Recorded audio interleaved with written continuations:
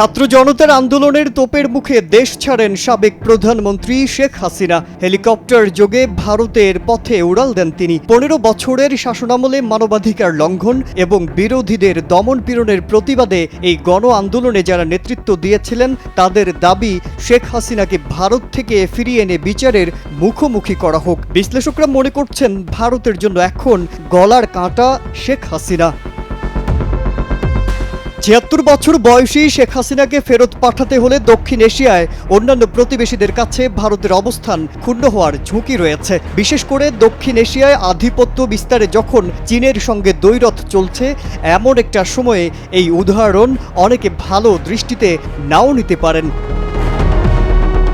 বিরোধ সমাধান বিষয়ক থিঙ্ক ট্যাঙ্ক ইন্টারন্যাশনাল ক্রাইসিস গ্রুপের টমাসকিন বার্তা সংস্থা এএফপিকে দেয়া এক সাক্ষাৎকারে বলেছেন, ভারত স্পষ্টতই তাকে বাংলাদেশে ফেরত পাঠাতে চায় না। এর ফলে নয়াদিল্লির সঙ্গে ভালো সম্পর্ক থাকা এই অঞ্চলের অন্যান্য নেতাদের কাছে একটা বার্তা পাঠানো হবে যে শেষ পর্যন্ত ভারত আপনাকে রক্ষা করবে না। বিষয়টা ভারতের জন্য খুব ইতিবাচক হবে না।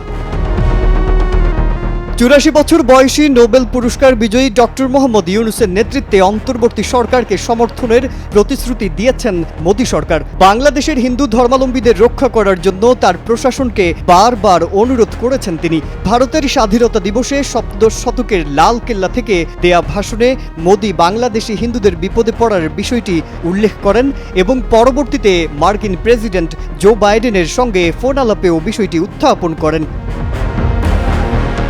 বিএনপি মহাসচিব মির্জা ফখরুল ইসলাম আলমগীর বলেছেন, ভারত হাসিনাকে সমর্থন করে তার সব ফল এক ঝুড়িতে রেখে দিয়েছে এবং পরিস্থিতি কিভাবে বদলাতে হবে সেটা বুঝতে পারেনি। হাসিনার আমলে গ্রেফতার হওয়া হাজার হাজার বিএনপি নেতাকর্মীদের একজন মির্জা ফখরুল এএফপিকে বলেন, বাংলাদেশের জনগণ ভারতের সাথে ভালো সম্পর্ক চায়, কিন্তু সেটা নিজেদের স্বার্থের বিনিময়ে নয়।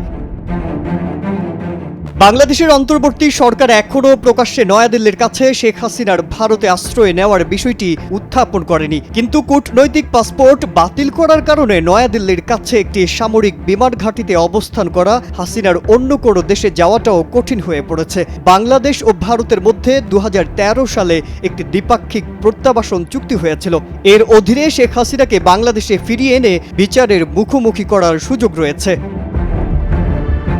বাংলাদেশে নিযুক্ত ভারতের সাবেক রাষ্ট্রদূত পিনাক রঞ্জন চক্রবর্তী এএফপিকে বলেন, শেখ হাসিনাকে ফিরিয়ে আনার চাপ দেওয়ার চেয়ে দ্বিপাক্ষিক সম্পর্ক রক্ষা বাংলাদেশের জন্য বেশি গুরুত্বপূর্ণ।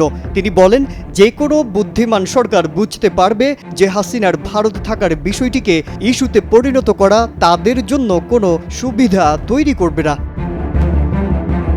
মাজহারুল আলম, কালের কণ্ঠ।